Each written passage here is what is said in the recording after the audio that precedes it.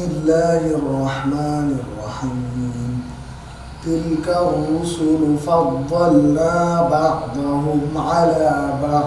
চোখে নেই আলো, তবু হৃদয়ে ভরা স্বপ্ন। এই পৃথিবীকে তারা দেখে না চোখে, দেখে অনুভবে, সাহসে, বিশ্বাসে। সমাজের অবহেলা, সীমাবদ্ধতার দেয়াল ভেঙে এগিয়ে যেতে চায় একদল দৃষ্টি প্রতিবন্ধী শিক্ষার্থী। তাদের সেই আলোর ঠিকানায় চাঁপাইনবাবগঞ্জ সদর উপজেলার রহনপুর সড়ক ঘেঁষা মহেশপুরে অবস্থিত আব্দুল্লাহ ইবনে উম্মে মাকতুম অন্ধ মাদ্রাসা। শুধু কোরআন শিক্ষা নয়, চলছে সাধারণ শিক্ষা আর আধুনিকতার ছোঁয়ায় কম্পিউটার শিক্ষাও। পড়াশোনার ফাঁকে ক্রিকেট খেলা থেকে শুরু করে সব স্বাভাবিক কাজেই তারা সমান দক্ষ। এই মাদ্রাসা প্রমাণ করে প্রতিবন্ধকতা কোনো অভিশাপ নয়, সঠিক সুযোগ পেলে তারাও পারে আলো ছড়াতে। আমি জীবনে যতগুলো মাসে পড়েছি আলহামদুলিল্লাহ আমি কোনো ইয়েতে এই যে এখানকার যে পরিবেশ যেটা পাইছি আমি কল্পনা করতে পারিনি। এই যে ছোটো ছোটো ভাইয়েরা আছে আমাকে যে এতটাই ভালোবাসা বাড়ছে, খুব আমাকে শ্রদ্ধা সম্মান দিয়ে আমাকে রাখছে। আমি ব্রেল পদ্ধতি শিখে আমার জীবনকে আমি আলোকিত করতে চাই এবং আমার ছোট ভাইকে আমি শিক্ষা দিয়ে আমি বড় করতে চাই। এই মাদ্রাসার মুহতামিম হিসেবে কর্মরত মোহাম্মদ আব্দুস সবুর বলেন, নিজের জ্ঞানের আলো ছড়িয়ে দিতে এবং তার মতো অন্ধদের সমাজে যোগ্য করে গড়ে তোলাই তার লক্ষ্য। আমি আমার জীবনে যখন প্রথম পড়াশোনা শুরু করি তখন আমাকে শুনে শুনে পড়াশোনা করতে হতো। অর্থাৎ আপনি আমাকে একটা আয়াত বলে দিলে আমাকে ওটা মুখস্থ করতে হতো। অন্ধ বাচ্চাদের কোনো শিক্ষা প্রতিষ্ঠান, বিশেষ করে মাদ্রাসা নেই। ওরা আধুনিক শিক্ষা দেওয়ার জন্য মাদ্রাসার পাশাপাশি বাংলা, ইংরেজি, অঙ্ক, কম্পিউটার এবং কোরআনের হাফেজ এবং হাফেজা হিসেবে যদি আমরা গড়ে তুলতে পারি অন্ধ ছেলে মেয়েদের, তাইলেই একমাত্র সমাজের কাছে, রাষ্ট্রের কাছে তারা বোঝা হবে না।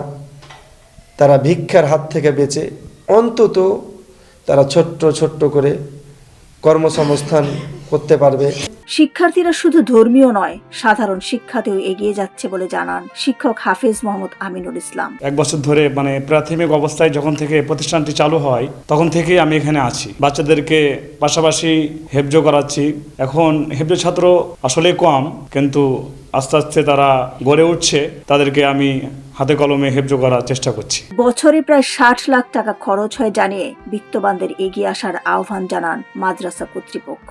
খাদ্য, বস্ত্র আমরা এখান থেকে দিয়ে থাকি। তাদের প্রাথমিক যে চিকিৎসাটা সেটাও আমরা বহন করি এবং তাদের এভরিথিং, পড়াশোনার যে খরচগুলা আমরা এখান থেকেই ব্যবস্থা করে থাকি।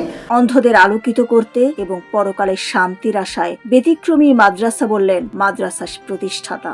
ব্যতিক্রম ধর্মী বা যেটা নবাবগঞ্জে না এরকম কোনো প্রতিষ্ঠান আমি করার চেষ্টা করি। তার মধ্যে যেহেতু অন্ধ মাদ্রাসা বললাম, এটা তো অন্ধরা তো এমনি অসহায়। আমরা নিজের চোখ বন্ধ করলে আমরা বুঝতে পারি যে কি কষ্টের মধ্যে তারা থাকে। তাদেরকে যে কোনোভাবে হেল্প করতে পারাটা একটা বিরাট মানবিক কাজ আমার কাছে মনে হয়েছে। মাদ্রাসাটি সমাজসেবা পরিচালিত প্রতিবন্ধী বিদ্যালয়গুলোতে অন্তর্ভুক্তি সহ পর্যাপ্ত সহায়তার আশ্বাস উপজেলা সমাজ সেবা কর্মকর্তা কাঞ্চন কুমার দাসের। চাঁপাইনবাবগঞ্জ জেলার সদর উপজেলার করবতলা ইউনিয়নের সাথে একটি দৃষ্টি প্রতিবন্ধী স্কুল রয়েছে।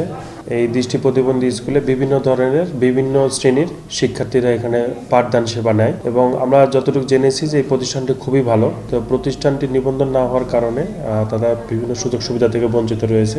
তাদের যে কমিটি আছে সেই কমিটির সাথে যোগাযোগ করে দ্রুত সরকারি সুযোগ সুবিধা দেওয়ার চেষ্টা করব। আব্দুল্লাহ ইবনে উম্মে মাকতুম অন্ধ মাদ্রাসায় 15 জন অন্ধ ছেলে এবং 5 জন মেয়ে শিক্ষার্থী রয়েছে, আর তাদের পাঠদানে রয়েছে 4 জন শিক্ষক। ডেস্ক রিপোর্ট, সোনালী নিউজ।